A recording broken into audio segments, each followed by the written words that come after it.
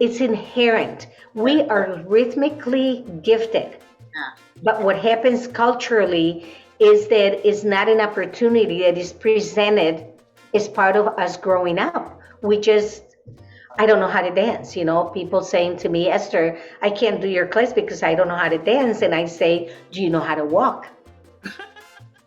Of course you know how to walk, because a dance step is a pattern, it's a walking pattern. Yes. That's all it is. It's a walking pattern.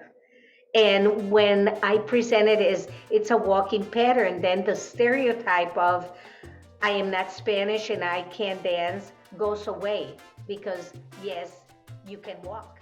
And I find it to be very exhilarating to see some of the feats athletically that people do are just amazing. And talking about athletically, in the Olympics, in the synchronized swimming, there were two girls from Cali, Colombia, that did salsa dancing. It's part of that was their synchronized swimming routine. It was Colombian salsa dancing as part of the synchronized swimming.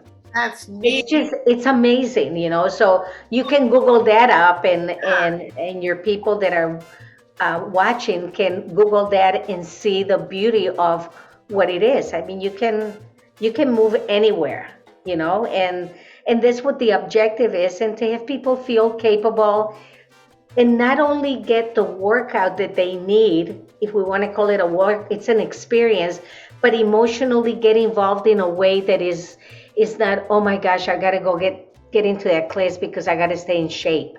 And I can't wait until it's over. It should be taking care of ourselves, should be, I can't wait to get there. Right. I can't wait to get there because it's a party. Yeah. I was doing research on you and I saw that you started this in California and you had tapes you were selling and Yes. you did all that. It actually started in Miami, and then we did a lot of we went to the East and the West Coast, but salsarobics, which is 32 years ago, yes, and I was 36 when I started it. It's something that when it hit, it was the first program in the United States that introduced Latin rhythms and Latin dance steps into the fitness aerobic industry. We were the first. Yeah. About 10 years later, Zumba came to be with the Latin music, but not as traditionally presenting what the dance steps are that go with the music. So what we offer is that if you do a cha-cha rhythm, you're going to learn how to cha-cha. Okay. If you do a salsa, you're going to learn how to salsa Colombian style and United States and Puerto Rican style. We teach the distinctions. It's not just about going into a class and learning a piece of choreography that you do over and over again, which is our traditional way of teaching aerobics. That is one discipline of it. What we do in our classes is we stick true to form with the rhythm that we're teaching, and we don't tax the participant in trying to memorize choreography.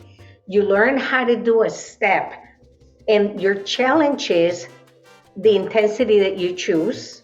Exactly, the intensity, the speed that you choose, and then working that step directionally.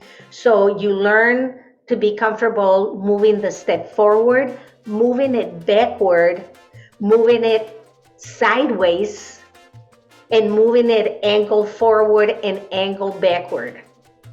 So now what are we doing from a functional standpoint is learning, having the body be able to directionally change, which brings us more into now functional living. We don't always walk forward. Right. You know what I'm saying? And there may be an opportunity for us to have to step backward, and we should be comfortable with that. Or step sideways, especially step sideways to the side that is not our dominant side. If you're right handed and I say, well, do the merengue to your left, it's going to feel awkward because you're not used to working your left side. So, from a functional standpoint, now we're doing more daily living experiences of how the body should move, which, how much more valuable is that when we're putting that kind of an idea that becomes an immersion kind of an idea with us in a functional way of life. Yes, it's practical exercising. It is, You're gonna do all, like unloading the dishwasher can really be a pain. yes. Okay, so let's talk about that. Let's talk about that in terms of the way we have to forward flex the body to do it. Most of us keep our feet parallel underneath and we kind of fall down. We kind of just hang from the middle of the spinal column to do it rather than staggering the legs and then pushing the hips back so that when you lean forward, the back doesn't just hang. You have a straight back because you push the hips back and you're able to bend down without compromising the back. And these are the kinds of things that get incorporated into a movement that we're doing. And thinking about it, so we're not just 180 beats per minute, we are how efficient are you moving, whatever the speed is, and how safe it is, and how much are we in touch with how our bodies are moving. Because we have to be in tune with that. So it doesn't classes, people say, well, how many calories do you burn? Everybody's about the caloric burn and the intensity level and the distance. We have clocked 2 miles dancing because in traditional aerobics, what we do is we stay in a little box of moving 8 steps to the front, 8 to the back, 8 to the left, 8 to the right. That's how we do it. Traditionally, that's how we do aerobics. With salsarobics, if your room is the size of a football field, you're going to dance from one end of the field to the other and then go back. And even in a small room, I will have you go from one end of the room to the other and go from the left or the right side of the room to the other side. And I may have the class go in a circular motion, but you're always moving. You're not stuck in one place. So we can clock distance that way. People that, wear the smart watches with intensity level and speed and all of that have clocked burning 500 calories in 40 minutes in a class. Wow. Because of the intensity level that they're using. So if we were to look at the measurement tools that we use in our fitness industry for, you have to have burned so many calories and you have had to have done so much distance, we definitely are able to say that this kind of a workout also gives you that opportunity to do that. So, it's hitting it in all angles, and it's something that it doesn't pertain to a certain age. So if your audience has, 22-year-olds, we can give them a class that is going to just beat them up, And if we have a more of a senior level group, we can give them the opportunity to change what the intensity level is. So we're not boxed in. Have you ever taught this in a swimming pool? Yes. Yeah, we called it salsa aquatics. And initially, when the concept came out, and I was, for the first 10 years of the concept, I was in the fitness convention circuit presenting. And I was part of the International Aquatic International Association. And I was a presenter, and there were people that came in from all over the world for these conferences. And you can take everything that we're doing in a land and you can put it in the water.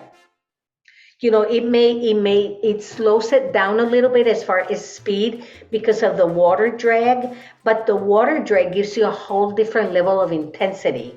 Yeah. And how we move the arms in the water will add the intensity, because if, let's say that you go in the water and you have your music going, depending on how you use your hands, you can create more resistance.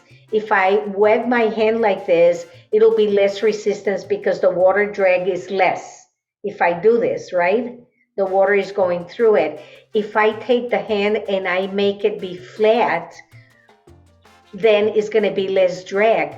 But if I take my hand and I cup it and I work the water with a cupped hand, then it's like growing. They become like horse. You can get more resistance out of a cupped hand when you move the arms.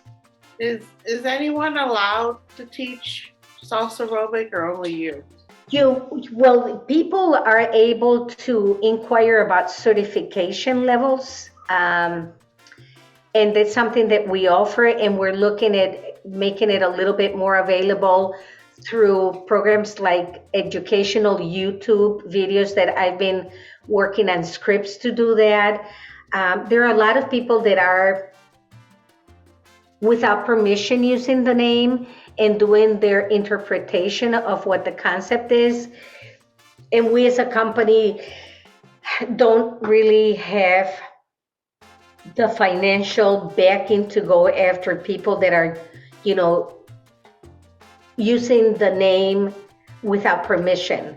But there is a training in place, and unlike most of the trainings that we do in the fitness industry, it's a readiness state.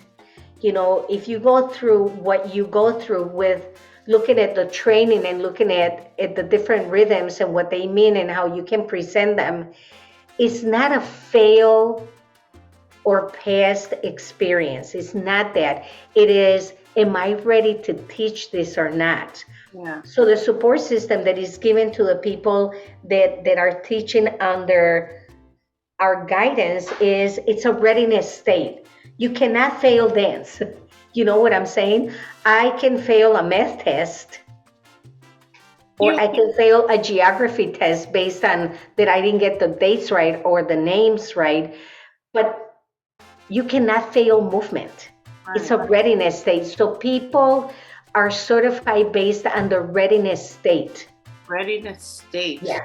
And not so you can approach us with, after doing the training, well, I think I'm good to go, and we can review. You would teach me a class, and we can review what you're presenting, and then how comfortable you're with it. What questions do you have? We would come back with, well, you can add these other options to what you're doing. So it's a readiness state. It's not, I'm sorry, you failed.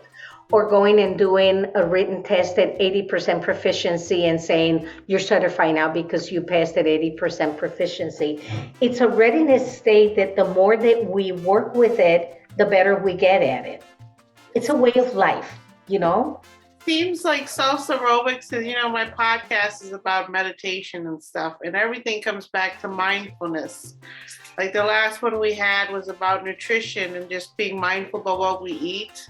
Yes. It affects our mood. And so this is almost the same thing, where you're kind of saying this isn't just exercise. When you're doing this, it's a meditative state that you go into where You're connecting to your body physically, then also mentally and also spiritually, because it's connecting you back to Colombia.